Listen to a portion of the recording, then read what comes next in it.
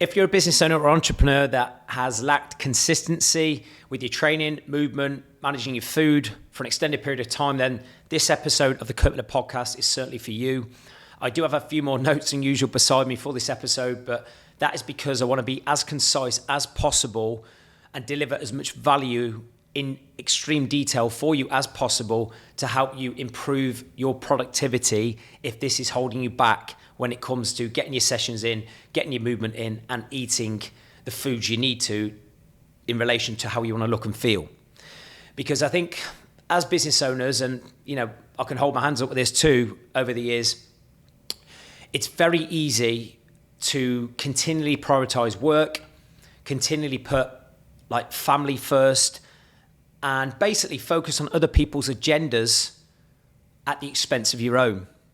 So many clients come to me in particular facing this problem where they simply don't know where to plug their workouts in relation to their week.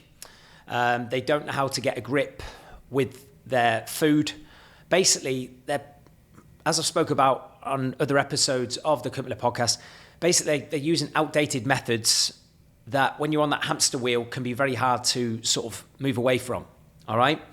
And the method I'm going to talk about today has really simplified a lot of my clients' consistency and definitely reduced a lot of daily overwhelm for myself and for my clients. Because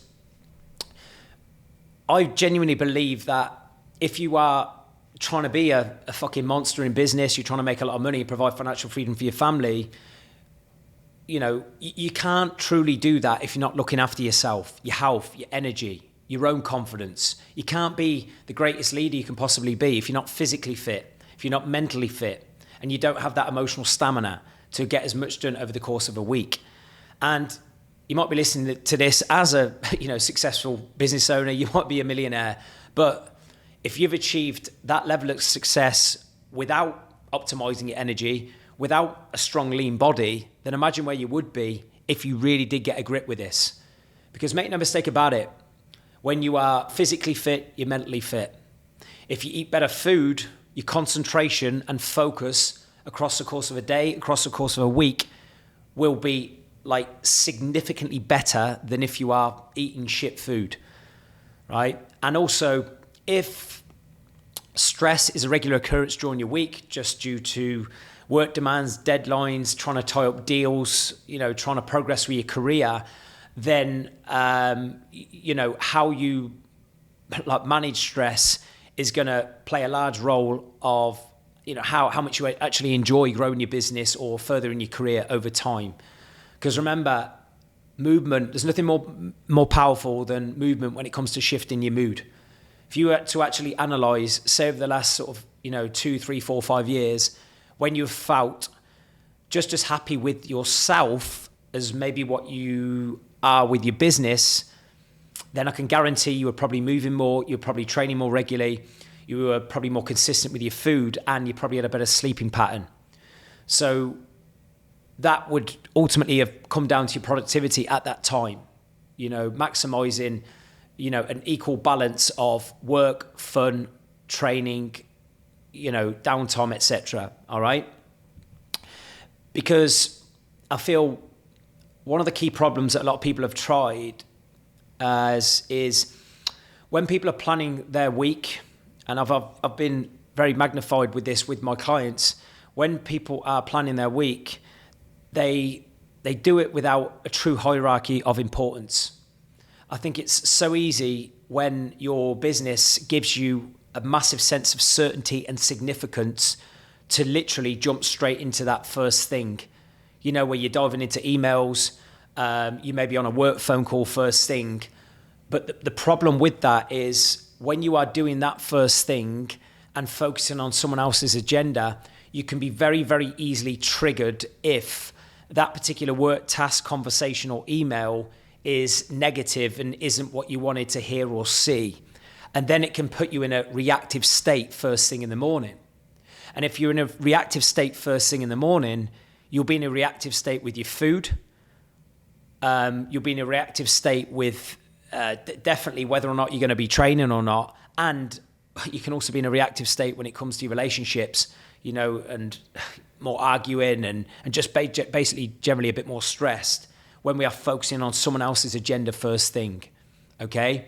So what we need to do is make sure that when we are planning our days and our weeks, that we're doing it, with a little bit more detail that's factoring in looking after us just the way we look after clients, our business, our team, our family, etc. All right? And I think one of the other key problems that people do when it comes to planning their week is they schedule their strongest habits first, right? They schedule their strongest habits first. Now, the problem with that is if it's a strong habit, you're probably going to do that on autopilot anyway. At some point, you're going to make sure that you're going to get that done irrelevant, all right? Because we wake up in the morning with 100% willpower. I don't care how driven, motivated someone is. I consider myself, someone who has those traits. But you wake up with 100% willpower, with your cup full.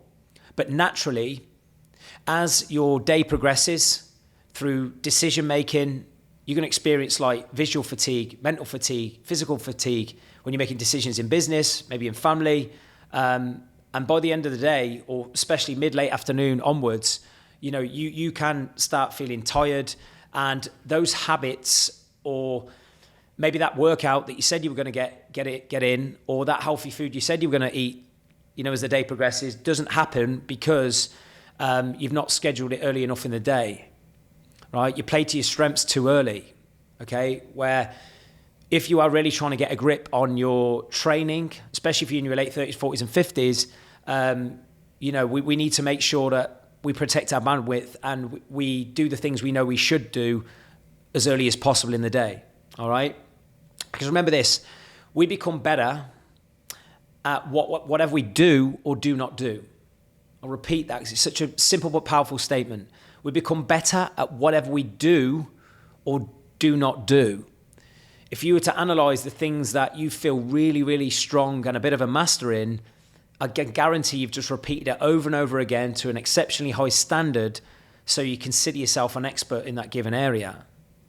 Whereas if I was to say to you, what is an area you don't feel particularly strong just now? And for many people listening to this, it might be to do with their food, the consistency with their food, their eating habits, or maybe the consistency with their training. It's probably because you don't do it as frequently as what you need to, and to the desired quality which is needed. All right? So we need to be more effective and efficient at everything we do. All right? And that's going to allow you to turn your should do's into must do's. All right? Because one thing I'm very straight talking with my clients is if they've ever had a conversation with me or one of our coaching team, oh yeah, I'm going to do this, I could do that, I know I should do that. If you keep repeating that over and over again, but you're not doing it, there's either a lack of awareness of your motivation, your why, of why you need to do that, but so often it's a failure to adapt your plan setup, the way you plan your week, your daily system, that's affecting whether or not you do that. All right. So if you really want to turn your should do's into must do's, it comes down to better detail when it comes to planning your days, planning your weeks. All right. So what is the solution that I want to talk about? And I'm not trying to say this is the only way. And I'm not even going to sit here on today's podcasts and say, that maybe this is my sort of end destination of way of planning my days and my weeks, because as my life evolves, as I get older, I might have a different method that might work at that stage of my life. But what I've found with this method I'm about to talk about at this stage, and even for many of my guys in their 40s and 50s, it just works. It's quick, it's simple to implement into a routine, and it's easy to follow. And remember this, when you're trying to form better habits, right, you want to make it as easy as possible. You want to make it as automatic as possible. Whereas the more barriers we create when trying to build a better habit, the less likely we are to do it, right? So we want to make it as automatic as possible. So the method that I want to speak about, and I'm going to give you some examples of, a bad option, a good option from this method, is the Ivy Lee method. I first heard about this method, or read about this method, a couple of years ago, and it seemed too simple to work. I thought, surely, it's too simple. But remember, what's simple to do is also simple not to do. Okay? Because I was very, very guilty for a number of years, and this may relate to yourself, of having these massive to-do lists, but then bouncing from task to task to task, and then you're sort of skimming over certain tasks, you're procrastinating, especially in my game, and where social media is quite heavy, you might be doing a task, then you're picking your phone up, going on social media, or you're going into your WhatsApps, you're dipping into your emails, all right? And it's just an absolute catastrophe when you're trying to actually be effective at seeing things through. Because how many times have you maybe nearly completed a task or a project, but then stopped at 70, 80%, all right? And if this is you and you have bounced from task to task, then I definitely think this method will help you, the Ivy League method, all right?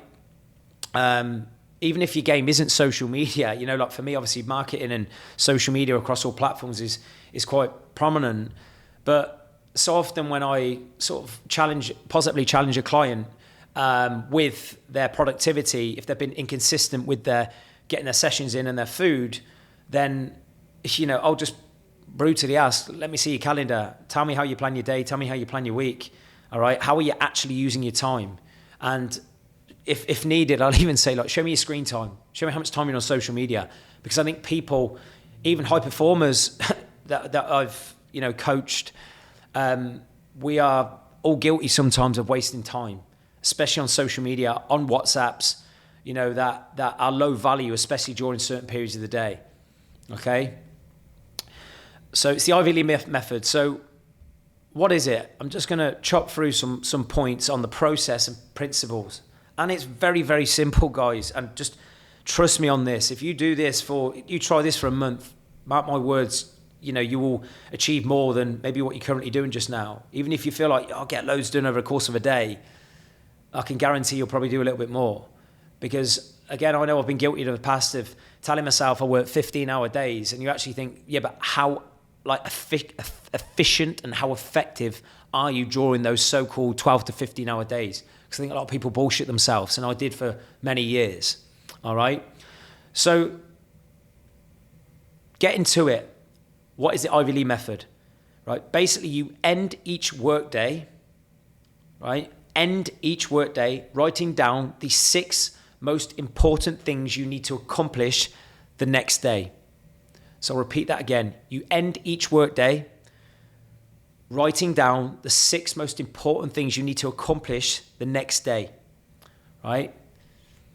And prioritize these 6 in genuine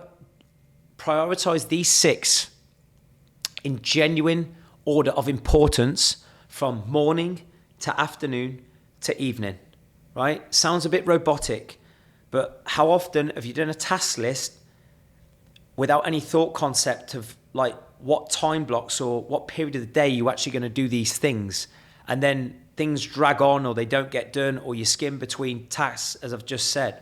So prioritize 6 tasks, right, at the end of your workday for the next day in order of importance from the moment you get up to the moment you go to bed. And then when that day comes, the next day, concentrate on the first task only. Don't deviate. Don't dip your toe in the second task, the third task. Focus with 100% of your attention on that one task, and do not move on until you've completed it. Right? Of course, there's going to be the odd day, the odd week where something urgent, a personal issue might crop up, but 99% of the time, when we procrastinate and do something else, it's because we're not following through on that task in hand. We can only do one thing at one time, effectively. All right? So do that one task. And then after you've done that one task, only then do you move on to the second task. Only then do you move on to the second task. And even just ticking off a task fully, and I'm going to give you some examples in a second of how we can tie this in with your health, your fitness, your food, etc. But ticking off tasks fully, right, when you're even writing with a tick that you've done that task, it feels good. We psychologically feel great when we are completing tasks to the 100% end, right? Think of the the days and the weeks and the months, even in the last few months where you felt, I've had a great day today. I've had a great month. I can guarantee you've saw tasks through to the end. Whereas on the flip side, if I was to say to you, maybe the weeks and the months where you felt, oh God, you know what, that was a bit of a shitty week. I can guarantee you've just probably, again, scattered between different things. You've done a half-assed job with things. We do it properly, okay? And just notice how good you feel. All right? And then approach each item in the same fashion. So from those 6 things, when you've completed the first task fully, move on to the second. When you've completed the second task fully, only then do you move on to the third, and so forth. All right? And another thing you focus on with this method is you're going to get to the end of your workday and you're not always going to have completed those 6 things that you've written. And that's totally cool, but at least you've done the preceding tasks to the best of your ability and you're going to feel good from that. All right? And you're not having to pick up tasks, sporadically across the week. So at the end of your day, your work day, any unfinished items, move to a new list of 6 for the following day. So you may have planned your week where, say if you've done 4 tasks in a given day and you've got 2 left, it might not be practical for the next day to do those last 2 tasks that you didn't finish, number 1 and 2 of the following day. But where are they on the hierarchy of importance potentially of the 6 tasks the following day? But at least it gives you structure and, you don't feel as disempowered when you're not finishing all 6 tasks. Because again, I know myself and many clients, you feel really, really guilty when sometimes if you've done a list of, well, I know for me, I was ridiculous over the years of writing 10 things to do, 15 things to do, and you might get, 6, 7, 8 of them done, but because you haven't completed all the tasks, you feel like shit and you feel like you failed. And again, tying this in with, eating habits. Remember, when we feel like we've failed or we feel stressed, we feel anxious, we feel like disappointed, that's an emotion that can cause overeating, right? So why I really, really emphasize that we really want to get a grip on this productivity issue and try and be as effective as we can, the more productive you are, the better you feel. And the better you feel, the better you eat. Because remember, half the time we eat our feelings. If we generally eat shit, binge, or, surrender to certain cravings, it's because we are feeling disappointed. Like we're feeling like we haven't done what we said we would do in our work. So then we think, fuck it, that fuck it mentality comes in. So, complete your tasks as far as you can, one by one, and then cap it at that and then create a new list for the following day, right? A new set of 6 and repeat that process every single day, right? So it sounds simple, but mark my words, you'll feel so much better. And I can guarantee that you're more likely to eat better at the end of a day when you feel you've got more of a control on your productivity. All right. So now I'm going to give you some examples on, it's right going, okay, we've got 6 things that we want to do per day. How can we make sure that we're making sure that these 6 things that we want to do are really creating an equal balance of genuine high priority work tasks, business tasks, family, and looking after you. So you're making sure you're training, you're making sure you're eating healthy, all right? Because I know, and again, I've done this myself, and it's only because, thank God, I just love my training that one way or another I'll generally always move. But I think it's so easy as a business owner in particular that all of your 6 things to do are work related, and you put yourself to the bottom of a pile, or you tell yourself lies that after you've done your work tasks, that mentally you tell yourself, I'm going to train after I've done these 6 things. But then you're relying on random spurts of motivation because you haven't scheduled it. You've not locked it in. Okay. And often when we don't schedule something, or we don't write down, or it's not in our calendar, we don't do it, especially when it's something you haven't built that consistency, or you haven't reinforced that thought process or behavior as part of your identity. All right. So a weak example, right? When it comes to productivity, first task, answering emails. You are literally focusing on someone else's agenda when you do this. Okay. Even if you have a really, really important email that it might be in relation to a deal, something team related, some form of service, as part of your company, you still can create time, even if it's for 5 minutes, 10 minutes, to do something that serves you first. But if you are, number one, for answering your emails, you focus on someone else's agenda. And if that email isn't to your liking, then it could put you in a negative state, and then that compounds across the day, right? Where you're eating decisions, etc. Second task of this week example day, you're checking your socials. Again, what you're doing, you're focusing on someone else's agenda. It's either a form of procrastination or it's a form of a comparison. Ask yourself, if this is you, emails and socials first thing, why are you doing this? Why are you focusing on someone else instead of yourself? All right.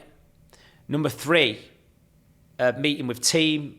Number 4, meeting with a potential client, for example. Number 5, you're checking your emails again. Number 6, maybe you're coming home, you're making some food for the kids, right?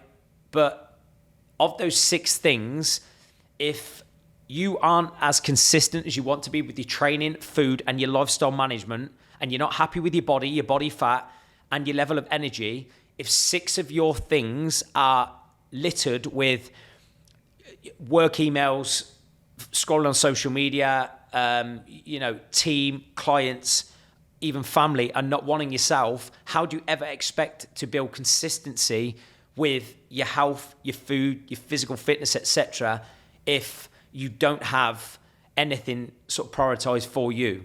All right? Because you will rely on random spurts of motivation, and in relation to food, especially if that is the one thing that is your biggest drawback when it comes to trying to build a better body just now, if you haven't scheduled something or at least written something down to remind you to, do that poor habit early, you're not going to do it. Or you're going to rely on the emotional state in the moment you're about to eat as to whether or not you're going to eat healthy food or not. Strong example. What is that? Having coached so many different people now, in the business world, I'd say 90% of them work out in the morning. 90% of them work out in the morning. So a strong example for me is working out first thing, because the day can run away with you if you're saying to yourself you're going to train at lunch or at the end of the day, especially if work runs over, you're being or feeling mentally pressured to get home to see the family. A strong example for me when you're doing these 6 things is to get your workout done early, right? Because not only will it allow you to get your workout in if you do it first thing, but think of the other benefits that's going to have on the rest of your day. I guarantee if you get your session in as early as possible, you'll eat better for the rest of the day. You will have more energy for the rest of the day. Because remember, you can't just wish for more energy. You have to create that. And in order to create energy, you need to move, right? Lifting weights. Watch what that does to your emotional state and your energy after you've lifted some weights or even got a cardio session, got a run, got a walk in, okay? So a strong example, workout, say 6 a.m., whatever your get up time is. But one thing I want to talk about with a strong example is not just these 6 things that I'm going to share with you. When you are planning these 6 things, put in brackets next to it, or even mentally, just think about why you're actually doing tasks. So I think so many of us do tasks, whether it's do your workouts, food, family, socials, and we don't have any thought concept of like, why am I actually doing this? Because when you associate more value to that action or behavior, you're more likely to keep doing it, and you'll associate more pleasure with consistently doing it. So, for example, if you're scheduling a workout in the morning, if you were to evaluate why you're doing this, I'm doing this because I've got more energy, gives me more confidence, and it's going to expand my identity. I'm going to start looking at myself better. All right. And a great second example, when you're doing your list of 6, have a healthy breakfast or shake. So if you're currently finding that training consistently, eating healthy is a problem, like do one or both of those things in one of your first 2 tasks. One of your first 3 is an absolute minimum. So if we were to say, for example, if task 2 was have a healthy breakfast or shake, right? Then what's the why behind that? It's protecting your health and you're going to have more energy. All right? Number 3, meeting team. What's the why behind that? Obviously significance, income, growth, contribution. Then you might be meeting a client, for example, income impacts him. Then of course we can have a fifth that's maybe check your emails. Number 6, relax with family, no phone. These type of things. I'm just using purely examples. I'm not trying to force that on you in any way. But if you naturally know that you don't have any mental resistance with the habit of checking emails, meeting your team, planning a work project, then you don't have to think about that as much. So you can naturally prioritize that further down that list of 6 because you're going to do it anyway. All right? But just try and lay a deeper value to things like working out, to eating food that go far beyond the monotonous thing of actually going, I'm eating this healthy breakfast because I have to. No, ask why are you doing that and how's that going to benefit the things you value most? Because I can guarantee if you work out early and you eat healthy in the morning, right, you'll have more energy and you'll probably squeeze more out of your day across the day. You will suffer less visual fatigue, emotional fatigue as the day wears on. And you'll lead better. All right, so that's a strong example. So just some personal tips and summary, just to conclude. I obviously want to be concise as I can with this episode. Just in summary again, every single task you do within your 6, if you're going to explore this method, right, why is it important, right? When you are crystal clear with the why, when you're crystal clear with the why, in relation to each task, you're more likely to keep doing it, especially if it is currently something you don't do as frequently as you want to. Another point, your first task, make sure that serves your mind, body, or both, right? One of the biggest things that's going to influence your decisions, both in your work and your eating decisions, and even decisions maybe to do with your family, is your emotional state. So making sure that the first thing you do in the morning is protecting your emotional state in some capacity by looking after your mind, doing something for your body, then you're going to make better decisions across the day, personally and professionally. Okay? Another summary point. Make sure your current weakest habit, right, is done within the first 3 tasks. It's done within the first 3 tasks. Think mindset, movement, and healthy food as one of your first 3 tasks. And then if you're planning your weeks, like we really encourage all of our clients, like one of the key habits we get all of our clients to do, plan your week, right? And that doesn't just mean work, right? But if you're planning your week on either a Friday or a Saturday, because for me, for example, I plan that on a Saturday at 10 a.m. just so I can enjoy the rest of the weekend, is write down the 6 tasks for the rest of the weekend. So say if you plan your week on a Saturday morning, plan the tasks as best you can for the Saturday, for the Sunday, and the Monday as well, just so you can mentally relax at the weekend. So you're always forward thinking, all right? And again, just watch how much more structured you feel, how much more consistent you feel. And this doesn't mean to be boring, by the way. You know, you can be totally malleable. You need to allow breathing spots, and thinking time during your days and your weeks. But as a rule, if you can be as structured as possible and know that every day and every week you've got clarity with when you're going to train, when you're going to move, when you're going to eat healthy around your work, then just watch how much better you feel, all right?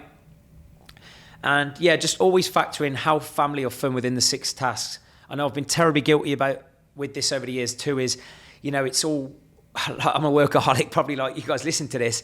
You get your work in, you get your sessions in, but just make sure you factor in some downtime too, because we need to recharge the batteries, all right? And some people need less time with that than others, but if you find that you feel overwhelmed, you're consistently stressed, it's probably because you're not having your pit stops to recharge your own energy and mental well-being, all right? And then lastly, whatever you do, win the morning. You win the morning, you win the day.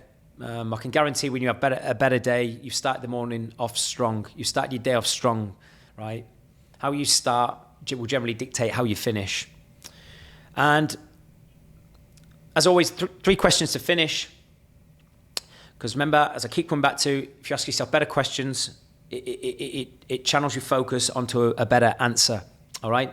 So number 1, if you keep prioritizing other people's needs, whether it's your family, clients, team, or all 3, at the expense of your own, what will be the consequences on you and your health? I'll repeat that. If you keep prioritizing other people's needs at the expense of your own, what will be the consequences on you and your health? Where will you be in 3 months? Where will you be in a year? Where would you be in 2 years if you keep prioritizing work and family to the disregard of your own personal health and well-being? Number 2, if you were more organized and effective with your time, what opportunities would arise? So if you are even more organized than what you currently are, and you're getting your workouts in, you're making sure you're eating a little bit healthier than what you currently are, what opportunities might open up? If you look at your work week just now, say you work 40, 50, 60, 70 hours, but deep down in your heart, you know you could be a lot more effective if you have more energy, what opportunities might open up? Would it be, a new business venture? Would you be able to close more deals? Whatever it may be, what opportunities might open up? And then third and final question, what do you need to say no to more, and what do you need to say yes to more? Repeat that. So what do you need to say no to more, and what do you need to say yes to more? And from my experience, if you're really trying to get a grip on your health, fitness, body, mindset, which I'm sure you are if you listen to this podcast and you've listened this far, then for a lot of people, you need to start saying yes to you more, right? And that's not being selfish. You're actually being selfish to the people you care about most by not actually optimizing your own energy, your own body. Because remember, you are the asset that drives everything.